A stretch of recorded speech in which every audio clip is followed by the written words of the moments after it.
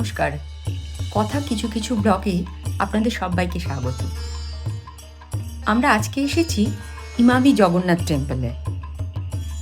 এটি বালাসোর থেকে 7 কিলোমিটার দূরে আর পঞ্চলিঙ্গেশ্বর থেকে 23 কিলোমিটার দূরে।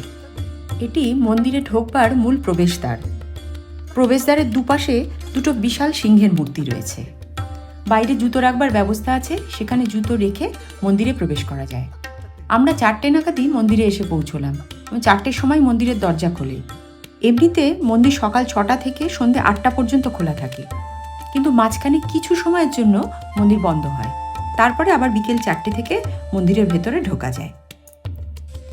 ইমামি পেপার মিল লিমিটেডের উদ্যোগে বালাসোরের বাল গোপালপুরে বিস্তীর্ণ 3 একর জমিতে 2009 সালে এই মন্দিরটি তৈরি করা হয়েছে।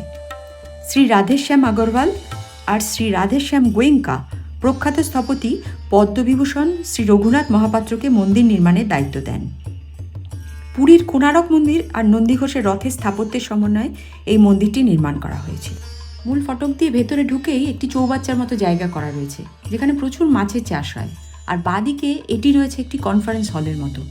এটি বিয়ে এবং অন্যান্য অনুষ্ঠানে ভাড়া দেওয়া হয়। বেশ বড় হলটি।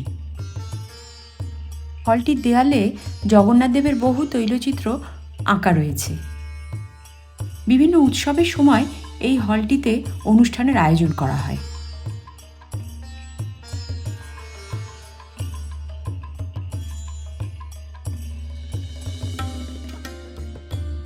এটি হচ্ছে মূল মন্দিরে ঢোকবার সিঁড়ি। এখন অবশ্য 4টে বাজেনি, তাই মন্দিরের দরজা বন্ধ আছে।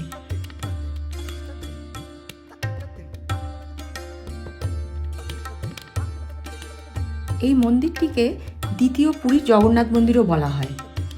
ভগবান জগন্নাথের যে মূল মন্দিরটি রয়েছে সেটা 4300 বর্গফুট জায়গার উপর তৈরি হয়েছে।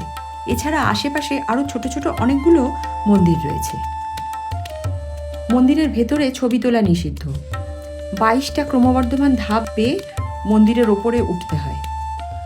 ভেতরে রয়েছে প্রথমেই গরুর দেবতার মূর্তি, আর তারপরে আছে জগন্নাথ, বলরাম এবং সুভদ্রার মূর্তি। আর আছে একটি অরুণা স্তম্ভ।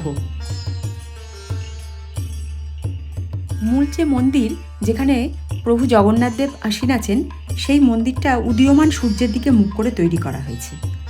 মন্দিরটা 16টা চাকার উপর স্থাপন করা হয়েছে আর 4টে ঘোড়া দ্বারা চালিত।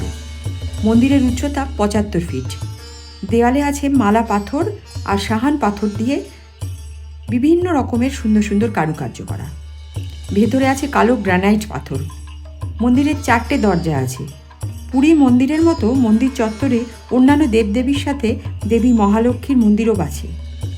মন্দিরের গায়ে খোদাই করা হয়েছে ধর্মগ্রন্থ, মেয়েদের বিভিন্ন নাচের ভঙ্গিমা আর বিভিন্ন রকমের প্রাণীর ভাস্কর্য। এই মন্দিরের ভাস্কর্য কিন্তু সত্যি খুব দেখবার মতো। মূল মন্দিরের পাশে আছে লক্ষ্মীনারায়ণ, হরপার্বতী, গণেশ এবং সংকটমোচন হনুমানজির মন্দির। আরও কতগুলো ছোট ছোট মন্দিরও আশেপাশে ছড়িয়ে ছিটিয়ে রয়েছে। জায়গাটা বেশ সুপ্রশস্ত এবং সুন্দর বাগান তৈরি করা হয়েছে। ভেতরে দেবী সরস্বতীর একটি খুব সুন্দর মূর্তি রয়েছে। এখানে নিয়মিত প্রভুর সেবা হয়। মোট 7 জন পুরোহিত আছে। অন্নভোগ দেওয়া হয় রোজ, আর আছে খাজা, মালপো ইত্যাদি। দুপুর 1টার মধ্যে এখানে এসে কুপন কাটলে ভোগের প্রসাদ পাওয়া যায়। পুরো মন্দিরটা ভালো করে ঘুরে দেখতে ঘন্টা 2 সময় লেগে যাবে। পঞ্চলিঙ্গেশ্বর এবং চাঁদিপুর বেড়াতে এলে ইমামি জগন্নাথ মন্দির কিন্তু একটি অবশ্য দ্রষ্টব্য স্থান। এর ভাস্কর্য আপনাকে মুগ্ধ করে দেবে।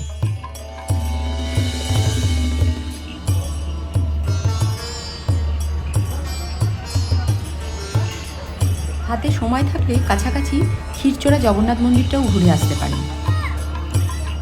আর ফেরবার পথে উড়িষ্যার বিখ্যাত মিষ্টি ছানাপোড়ার স্বাদ দিতে কিন্তু ভুলবেন না। অপূর্ব স্বাদ।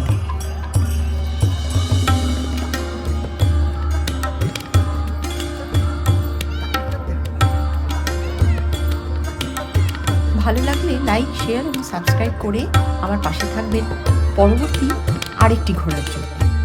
নমস্কার।